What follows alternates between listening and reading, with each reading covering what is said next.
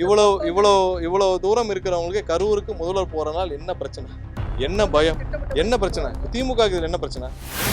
ஆளுநர் போய் நீங்க பிடபிள்யூ போய் இல்ல டபிள்யூஆர்டில போய் நீங்க தூர்வாருங்கன்னு உத்தரவு போட முடியுமா? இல்ல ஒரு கான்ட்ராக்டருக்கு போய் நீங்க தூர்வாரி அள்ளி போடுங்கன்னு சொல்ல முடியுமா? இல்ல ஒரு ஃபண்டை ஒதுக்க முடியுமா? எதுவுமே பண்ண முடியும். அமைச்சர் பேரோ இல்ல வேற யாரோ எங்க கட்சியினர் பேரோ இல்ல வேற யார் பேரையோ தவறாக பயன்படுத்துறாங்க. அதுல நிறைய இதான் முதல் முறையாக இந்த மாதிரி போறனால தான் இவ்வளவு தூரம் எல்லாருக்கும் அதோட கவனம் பெறுது.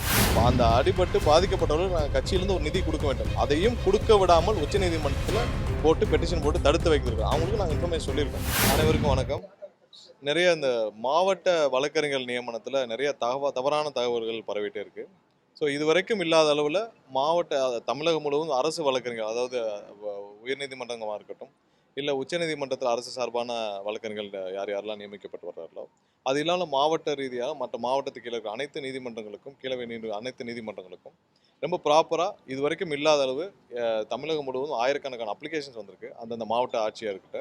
ஸோ மாவட்ட ஆட்சியர் அவர்களுக்கு உட்பட்ட என்னென்ன ப்ராசஸோ அதை கிளியராக ஃபாலோ பண்ணி அதன்படி தான் போடப்பட்டது. இது வரைக்கும் எந்த ஜிஓவும் பாஸ் பண்ணப்படலை. நேற்று சாயந்தரத்தில் தான் ஜிஓவை பாஸ் பண்ணது. ஸோ நிறைய இடத்துல தவறான வழக்கறிஞர்கள் நியமிக்கப்பட்டதாகவும் இல்லை இந்த மாதிரி பணம் பெற்றுக்கொண்டு நியமிக்கப்பட்ட இந்த மாதிரி தவறான தகவல்கள் பரப்பப்பட்டு வருது. அந்த தகவல் முற்றிலும் உண்மை இல்லை. நேற்று சாயந்தரத்துலேருந்து தான் ஜிஓ ரிலீஸ் ஆகுது. நிறைய இடத்துல போலீஸ் வெரிஃபிகேஷன் அந்தந்த மாவட்ட ஆட்சியர் தலைமையில் பண்ணுறப்போ நிறைய அதில் மூலியமாக நியமிக்கப்பட்டதாக தகவல்கள், அதெல்லாம் தவறான தகவல். ஒரு விஷயம் நம்ம கிளியராக சொல்லிக்கிறோம், அரசு வழக்கறிஞர் நியமனம் 100% நேர்மையாக நியாயமாக நடைபெற்றுள்ளது. என்கிட்ட பல பேர் எல்லா மாவட்டத்திலும் சொல்கிறது என்னன்னா, இதான் முறை ஆயிரக்கணக்கான வழக்கறிஞர்கள் அப்ளிகேஷன்ஸ் ஒவ்வொரு மாவட்ட ஆட்சியர்கிட்டையும் ஒவ்வொரு இடத்துலையும் 5000க்கு மேற்பட்ட அப்ளிகேஷன் தமிழ்நாடு முழுவதும் இருந்து வந்திருக்கு. ஒவ்வொரு இடத்துலையும் நூற்றுக்கணக்கான அப்ளிகேஷன்ஸ் மாவட்ட அளவில் கொடுக்கப்பட்டிருக்கு.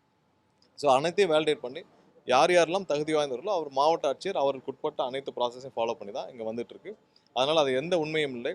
யாராவது இதில் பணம் வாங்கி கொண்டோ இல்லை யார் பேரையாவது தவறாக பயன்படுத்தினாலோ கண்டிப்பாக அவர்கள் புகார் அளிக்கலாம். புகார் அளித்தால் உடனடியாக அவர் மீது நடவடிக்கை எடுக்க எந்த தயக்கமும் இல்லை.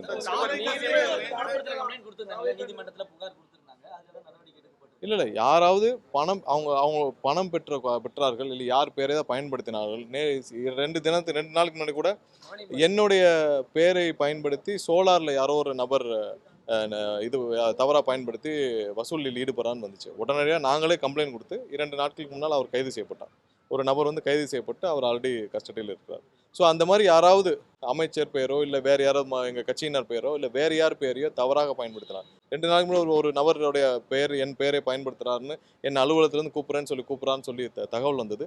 உடனடியாக நானே கம்ப்ளைண்ட் கொடுத்து அந்த நபர் கைது செய்யப்பட்டு விட்டார். 2 நாள் ஆச்சு. அது மாதிரி யார் யாரெல்லாம் இதில் தவறாக நடந்துக்கிறாங்களோ இல்லை யார் யார் பேரை தவறாக பயன்படுத்துகிறாங்களோ உடனடியாக புகார் அளித்தால் 100% வெளிப்படைப்பாக தான் எல்லா ப்ரெஸ் அதுக்காக தான் இந்த ப்ரெஸ் மீட்டு கண்டிப்பாக அவர் மீது நடவடிக்கை. இல்லை அந்த மாதிரி யாரும் இல்லை யாரையும் இது வரைக்கும் நியமனம் செய்யப்படவில்லை. அந்த செய்தி வந்தது, அந்த மாதிரி ஏதாவது நியமனம் இருக்கா? இல்லை. நேற்று சாயந்தரத்துல தான் நியமனங்களை ஒவ்வொரு மாவட்டங்களுக்கும் அந்தந்த மாவட்ட ஆட்சியர் அவங்க வேலிடேஷன் ப்ராசஸ் அப்ளிகேஷன் எடுத்து பண்ண பிறகு தான் நேற்று சாயந்தரத்துல தான் 3 மாவட்டத்திற்கு அப்பாயின்மெண்ட் போயிருக்கு. நிறைய இடத்துல அந்த மாவட்ட ஆட்சியர் ஏன்னா அவங்க கலெக்டர் மீட்டிங் முடிச்சுட்டு போய் அவங்க அப்ளிகேஷன்ஸ்லாம் ப்ராசஸ் பண்ணி அவங்க எல்லாம் ஒவ்வொன்றையும் செக் பண்ணிவிட்டு அவங்க வேலிடேஷன் பண்ணுறப்ப அதையே நிறைய பேர் தவறாக அப்பாயின்மெண்ட்டு நினச்சி பண்ணியிருக்காங்க. கண்டிப்பாக அந்த மாதிரி எந்த அப்பாயின்மெண்ட்ஸும் நேற்று சாயந்தரத்துலேருந்து தான் ஜிஓ பாஸ் ஆக ஆரம்பிச்சிருக்கு ஒவ்வொரு மாவட்டத்திற்கும். இதான் ரொம்ப க்ளீனாக போட்டிருக்கோம். இன்னொன்று அடிஷ்னல் என்னென்னா, இப்போ போடுற அப்பாயின்மெண்ட் 6 மாதம் டெம்பரரி தான். ஏன்னால் யாராவது ஒரு தவறான நபர்களோ இல்லை தவறான தகுதி இல்லாத நபர்களோ ஏன்னா 800க்கு சுமார் ஒரு 800 அப்பாயின்மெண்ட்ஸு மாவட்டத்துக்கு கீழே போட போகிறோம். ஸோ இதில் ஏதாவது ஒன்று இருக்கும் பட்சத்தில் நமக்கு 6 மாதத்துக்கு டெம்பரரியாக தான் இப்போ இருக்கிற அப்பாயின்மெண்ட்ஸ் இருக்க போகுது. அதற்கப்புறம் தான் பெர்மனெண்ட் அப்பாயின்மெண்ட்ஸ் இருக்க போகுது. ஸோ 6 மாதம் டெம்பரரியான இருக்கிறது தான் இப்போதைக்கு ஜிஓ பாஸ் பண்ணி நம்ம பண்ணியிருக்கோம். எந்த தவறும் நடக்காமல் நேர்மையாக நியாயமாக அரசு வழக்கறிஞர்கள் நியமிக்கப்படுறது தான் முதல்வருடைய உத்தரவு. அதன்படி தான் நடந்துட்டுருக்கு. நிறைய தவறான தகவல், லஞ்சம் அதெல்லாம் எதுவுமே கிடையாது. அது யாருடைய பெயரையாவது பயன்படுத்தி யாராவது பணம் வாங்கியிருந்தால் 100% கம்ப்ளைண்ட் கொடுக்கலாம். அவர்கள் மீது கண்டிப்பாக நடவடிக்கை எடுக்கப்படும். அது எந்த மாதிரி இல்லை உள்ள ஒரு சில பேர் அவங்களுடைய போட்டியின் காரணமாக புகார் அளிக்க சொல்லுங்க. யாராவது இந்த மாதிரி இவர் பேரை சொன்னாங்க, இவங்ககிட்ட பணம் கொடுத்தேன்னு சொன்னாங்கன்னா 100% நடவடிக்கை எடுக்கணும். அந்த மாதிரி எந்த இதுவும் கிடையாது. ஸோ உள்ளேருந்து ஒரு சில செய்திகள் அவங்க அப்பாயின்மெண்ட் பண்ணப்பட்டாங்கன்னு வந்துச்சு. எந்த அப்பாயின்மெண்ட் இது வரைக்கும் பண்ணல. நேற்று சாயந்தரம் தான் வந்து ஒவ்வொரு மாவட்டமும் அவங்களுடைய இதில் வந்து ஜிஓ பாஸ் பண்ண ஆரம்பிச்சிருக்கு. இதுவரை எந்த அப்பாயின்மெண்ட்டும் நடக்கவில்லை. ஸோ ஒரு சில செய்திகள் வந்தது. அதுக்கப்புறம் நேற்று இருந்து அது சம்மந்தப்பட்ட நிறைய செய்திகள் வந்த காரணத்தினால் ஸோ இதற்கான விளக்கத்தை கொடுக்க நினைச்சோம். அந்த மாதிரி எந்த லஞ்ச லாவணியமும் எந்த இடமும் கிடையாது. 100% நேர்மையாக நடைபெறுது. 45 வருஷத்துக்கு அப்புறம் இப்போ தான் நடைபெறுது அரசு வழக்கறிஞர் நியமனம்.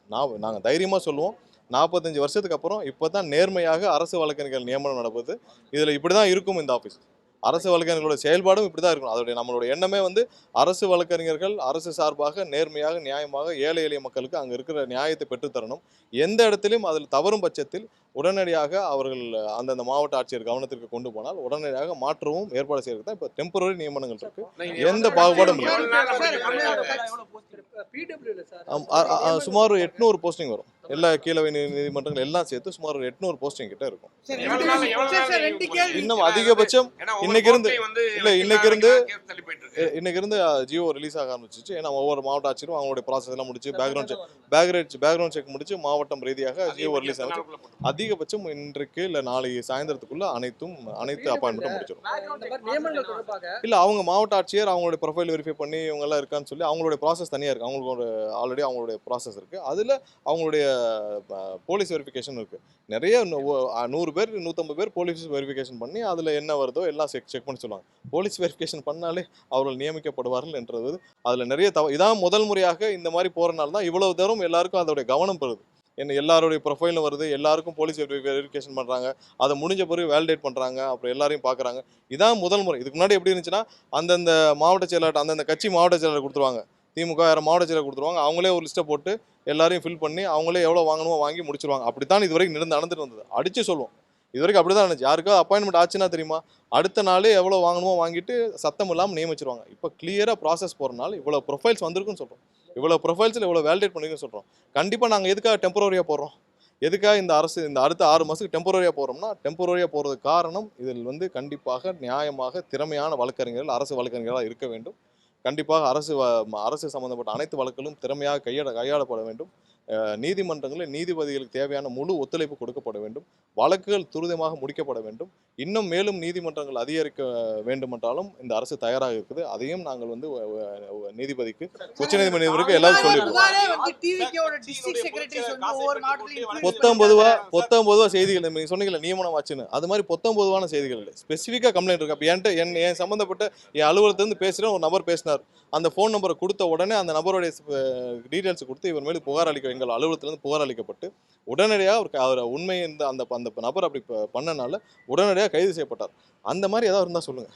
ஸ்பெசிஃபிக்காக 19 மாவட்டம் ஏதாவது ஒரு பொதுவாக சொல்கிறது அன்றைக்கி இந்த நியமிக்கப்பட்டார் அப்படின்னு ஒரு சில செய்திகள் வந்துச்சு. நியமனங்களே நடலையே, பண்ணலையே, அப்புறம் எப்படி நியமிக்கப்பட்டார்? ஸோ தெளிவாக இப்படி தான் இருக்கும். மேலும் இப்போ டெம்பரரி போட்ட பிறகும் திறமையாக செயல்படவில்லை என்றால் கண்டிப்பாக அரசு வழக்கறிஞர்கள் யாராக இருந்தாலும் அதை கண்டினியூ பண்ண முடியும். ஸோ இந்த செய்தியும் நாங்கள் தெளிவாக சொல்லிக்கிறோம்.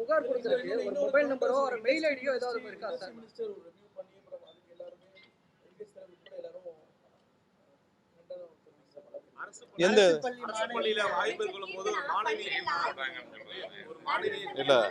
இல்லை உண்மையிலேயே அந்த மாதிரி ஆய்வுகள் முதல்வர் அலுவலகத்திலிருந்தே சொல்லப்பட்டிருக்கு.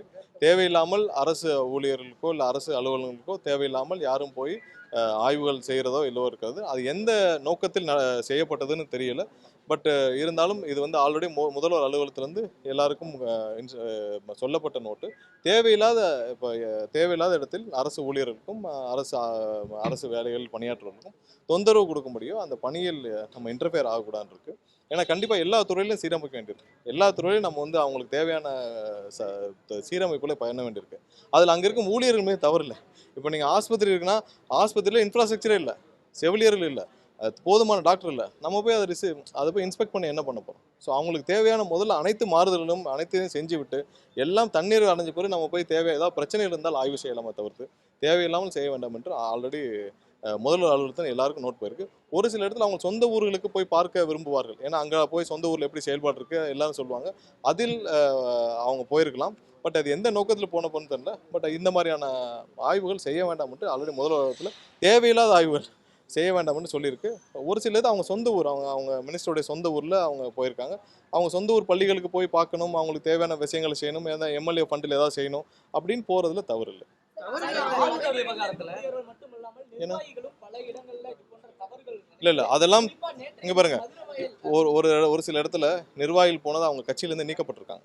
ஏதாவது கட்சியில் இது மாதிரி நீக்கப்பட்டிருக்காங்களா? இதுக்கு முன்னாடி பார்த்தீங்கன்னா திமுகவுடைய ஏதாவது ஃபங்க்ஷனே இங்கே இருக்க டேபிள் சேரை தூக்கி போய் நடத்துவாங்க. கவர்மெண்ட் ஸ்கூல் இருக்க டேபிள் சேர்லாம் தூக்கிட்டு போய் தான் திமுக ஃபங்க்ஷனே நடக்கும். அப்படிலாம் இங்கே கிடையாது. யாராவது தவறு செஞ்சதில் உடனடியாக அவர் மீது நடவடிக்கை எடுக்கப்பட்டு வருது. போன வாரம் யாரோ ஒரு நபர் அந்த மாதிரி கட்சி நிர்வாகி போயிருந்தாங்க. அவங்களே கட்சியிலேருந்து நீக்கப்பட்டிருக்கு. யாரும் அந்த மாதிரி தவறு செய்தால் அரசு வேலைகள் இன்டர்ஃபியர் பண்ணால் யாரையும் நாங்கள் முதல்வரிடத்திலிருந்து கண்டிப்பாக அதை அனுமதிக்க மாட்டாங்க. அதுக்கான நோட்டும் எல்லாருக்கும் போயிருக்கு. எங்க ஆய்வு பண்ணணும் பண்ணக்கூடாது அப்படிங்கிறது வந்து உங்களுக்கு சொல்றதுக்கு அது ரைட்ஸ் இல்லை அப்படின்னு இல்லை, நம்ம இதை பற்றி நிறைய பேசிட்டோம். நம்ம வந்து இது தெளிவாக சொல்லிட்டோம். அரசோடைய நிலைப்பாடு என்னன்னு தெளிவாக சொல்லிட்டோம். ஆளுநர் விவகாரத்தில் அரசுடைய நிலைப்பாடை சொல்லிட்டோம். ஏன்னா ஆளுநருக்குன்னு ஒரு சில அவங்களுக்குன்னு ஒரு சில கட்டுப்பாடுகள். அவர்கள் போய் ஆய்வு செய்வதனால் என்ன பிரயோஜனம்? ஒன்றும் கிடையாது. அரசு இவங்க கவர்னர் போய் உத்தரவுகள் பிறப்பிக்க முடியாது. இப்போ நீங்கள் ஒரு சொல்கிறீங்க, இப்போ அன்னைக்கு அந்த பிரச்சனை எதனால் வந்தது? நாங்கள் போய் வைகை அணையை தூர்வாரோம்னு சொல்கிறோம். ஆளுநர் எப்படி தூர்வார முடியும்? ஆளுநர் போய் நீங்கள் பிடபிள்யூ போய் இல்லை WRDயில் போய் நீங்கள் தூர்வாருங்கன்னு உத்தரவு போட முடியுமா? இல்லை ஒரு கான்ட்ராக்டருக்கு போய் நீங்கள் தூர்வாரி அள்ளி போடுங்கன்னு சொல்ல முடியுமா? இல்லை ஒரு ஃபண்டை ஒதுக்க முடியுமா? எதுவுமே பண்ண முடியாது. சரி, அப்போ நீங்கள் இந்த வார்த்தை எதனால் வருகிறது? ஸோ அது தேவையில்லாத விஷயம். அரசுக்கு என்ன செய்யணும்னு தெரியும்.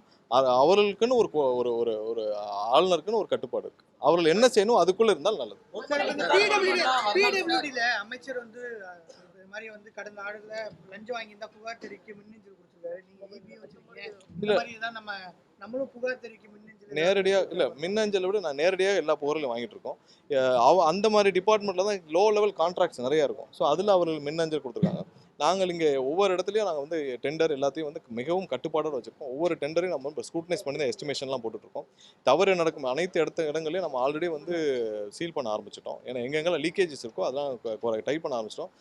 புகார்கள் நேரடியாக இப்போ என்னிடமே வந்து தினமும் நூற்றுக்கணக்கான புகார்கள் வருது. ஸோ அதில் எதெல்லாம் வேலிட் இருக்கோ அதன் மீது உடனடியாக நடவடிக்கை எடுக்கப்படுறது. அதெல்லாம் வந்து நிறைய டெண்டர்களில் முறைகேடுகள்லாம் உடனடியாக அங்கே அலுவலகத்துலேருந்து டிஎன்இபிலேருந்தே புகார் தரப்பட்டு வழக்குகளும் பதிவு செய்யப்பட்டு வந்துட்டு இருக்கு. ஸோ அதெல்லாம் ஸ்ட்ரீம்லைன் பண்ணுற வேலை எல்லா துறையிலும் எந்தெந்த துறைகளில் கீழ் லெவலில் நிறைய மைக்ரோ டெண்டர்ஸ் இருக்கோ அவங்கெல்லாம் வந்து மின்னஞ்சல் கொடுத்துருக்காங்க. மற்ற இடத்துல நேரடியாக வந்து கொடுக்கலாம். இல்லை திமுக அதாவது முதல்வர் வந்து ஒவ்வொரு இடத்துலையும் இன்னமும் அவரை கரூருக்குள் செல்ல விடாமல் என்ன செய்யணுமோ திமுக அதை செஞ்சுட்டு இருக்கு. ஒரு முதல்வர் கரூருக்கு இப்போ உங்களுக்கு புரியுதுல, இன்னைக்கு முதல்வராக இருக்கும் பொழுதே அவரை கரூருக்கு செல்ல விடாமல் என்ன செய்யணுமோ அதை அவங்க உடனே செய்கிறாங்க. நாங்கள் அப்போ முதல்வராக இல்லாத பொழுது போன வருஷம் எப்படி இருந்துக்கும் நீங்கள் யோசிச்சு பாருங்கள். நாங்கள் ஒரு இடத்துல கரூருக்கு அந்த ஒரு மாதமும் நான் திரும்ப அதை ஏன் ஐட்டேட் பண்ணுறேன்னா, அந்த ஒரு மாதத்தில் பல முயற்சிகள் செஞ்சோம். சரி இன்னைக்கு போகலாம்னு சொன்னால் நாங்கள் ஒரு இடத்தை தேர்வு செய்து சொல்லுவோம். அவங்க இந்த இடத்தை தரமாட்டோம்னு அந்த ஓனரை மிரட்டி இந்த இடம் கூடாது நாங்கள் சொல்கிற இடத்துல பண்ணோம். அவங்க சொல்கிற இடத்துல 100% பாதுகாப்பு. ஒரே நேரத்தில் 1,00,000 பேர் கூடக்கூடிய இடம், 100% பாதுகாப்பு இல்லாது. ஏன் அந்த இடத்த ரெஃபர் பண்ணுறீங்கன்னு கேட்டால் பதில் இருக்காது. ஸோ இது மாதிரி ஒரு மாதம் காத்திருந்து ஒரு மாதத்துக்கு அப்புறம் தான் சென்னையில் வந்து சந்திக்கிற ஏற்பாடே செஞ்சோம். நான் எல்லா முயற்சிகளும் செஞ்சோம். ஸோ திடீர்னு போய் ஒரு 4 வீட்டுக்காவது போயிடலாமா அப்படின்னு பார்த்தாலும் முழுமையாக முதல்வருடைய வீடு அலுவலகம் போலீஸாரால் அந்த டைமில் கண்காணிக்கப்பட்டுச்சு. போன வருஷம் எந்த இடத்துலையும் எப்போவுமே முதல்வரோட ஒரு ஸ்டைல் என்னன்னா திடீர்னு போய் நைட்டில் போய் எல்லா வீட்லேயும் சந்திச்சுட்டு வருவார். ஏன்னா அந்த தூத்துக்குடி துப்பாக்கி சூடு அப்பயும் அப்படி தான், புதுக்கோட்டையில் அந்த ஒரு லாக்அப் டெத்துலேயும் அப்படி தான், எல்லா இடத்துலையும் திடீர்னு போய் அந்த மாதிரியான முயற்சிகளும் இப்போ நடந்தது. ஸோ அதற்கும் ஆனால் முழு அளவில் முதல்வருடைய வீடும் அலுவலகமும் அனைத்தும் கண்காணிப்பில் இருந்த காலத்தில் எந்த முயற்சி எடுக்க முடியல. இப்பவும் பாருங்கள், முதல்வராக இருக்கும் பொழுதும் கரூருக்கு செல்ல முயற்சி நடந்தவுடன் அனைத்திற்கும் ஒரு பெட்டிஷனை போட்டு நிப்பாட்டுற வேலையை பண்ணுறாங்க. கண்டிப்பாக அனைத்தையும் மீறி கண்டிப்பாக பொதுமக்களை கண்டிப்பாக முதல்வர் போய் சந்திப்பார். இவங்க என்ன செஞ்சாலும் இப்போ இவ்வளோ தூரம் இருக்கிறவங்களுக்கே கரூருக்கு முதல்வர் போகிறனால என்ன பிரச்சனை, என்ன பயம், என்ன பிரச்சனை? இப்போ திமுக இதில் என்ன பிரச்சனை? நீங்கள் அரசாக இருந்தீங்க விட்டுருங்க, இப்போ திமுக கட்சியாக உங்களுக்கு என்ன பிரச்சனை? முதல்வர் வந்து கரூருக்கு போவதனால் திமுகவிற்கும் கட்சியினருக்கு என்ன பிரச்சனை? உடனடியாக பெட்டிஷன் ஃபைல் பண்ணுற அளவுக்கு என்ன பிரச்சனை? இது மாதிரி ஊழல் வழக்கில் போய் முன்ன இருந்த எல்லா ஊழல் வழக்கிலையும் ஃபைல் பண்ணீங்களா? எல்லாத்துலேயும் போய் அப்பீல் தானே போனீங்க. ஊழல் வழக்கே விசாரிக்கக்கூடாதுன்னு தானே அப்பீல் போனீங்க. இதில் என்ன இவ்வளோ அவசர பெட்டிஷன்? எல்லாத்தையும் தாண்டி முதல்ல கண்டிப்பாக சந்திப்போம். இல்லை நிறைய அது முதல்வருடைய முடிவு, முதல்வர் நிறைய யோசிச்சுட்டு இருக்காங்க. கண்டிப்பாக நாங்கள் இப்போவும் சொல்கிறோம், அது எங்களுடைய வாழ்நாள் துயரம். கரூர் சம்பவம் எங்கள் அனைவருக்கும் ஒரு வாழ்நாள் துயரம். நாங்கள் எப்போனாலும் வாரத்துக்கு ஒரு 2 நாளாவது அந்த சம்பவத்தை நினைக்காத நாட்கள் இல்லை. எங்களுடைய வாழ்நாள் துயரம். அது நாங்கள் கண்டிப்பாக மறக்க மாட்டோம். அந்த 41 குடும்பங்களையும் மறக்க மாட்டோம். இது வரைக்கும் அதில் அடிபட்டாங்கல்ல, அந்த அடிபட்டு பாதிக்கப்பட்டவர்கள் நாங்கள் கட்சியிலேருந்து ஒரு நிதி கொடுக்க வேண்டும். அதையும் கொடுக்க விடாமல் உச்சநீதிமன்றத்தில் போட்டு பெட்டிஷன் போட்டு தடுத்து வைக்கிறதுக்கு அவங்களுக்கு நாங்கள் இன்ஃபர்மேஷன் சொல்லியிருக்கோம். அவர் வந்து நிதி வந்து நாங்கள் 2 லட்ச ரூபா நிதி கொடுக்கறதா இருந்தோம். அந்த நிதியும் கொடுக்க விடாமல் இது வரைக்கும் தடுத்து வச்சிருக்காங்க திமுகவினர். அதையும் கொடுக்கறதுக்கான ஏற்பாடுகள் அதை உச்சநீதிமன்றம் வாயிலாக கொடுத்து முடிச்சுட்டு பண்ணணும்னு பார்த்துருக்கோம். மற்றவங்களாம் முதல்ல கொடுத்துருவோம், இல்லாட்டி அதையும் நிறுத்தியிருப்பாங்க. ஸோ அதையும் கொடுக்குறாங்க. கண்டிப்பாக இது எங்களுடைய வாழ்நாள் தீவிரம். அதில் இந்த வேலை இதை விட நாங்கள் அவரோட கண்டிப்பாக இருக்கோம். முதல்வர்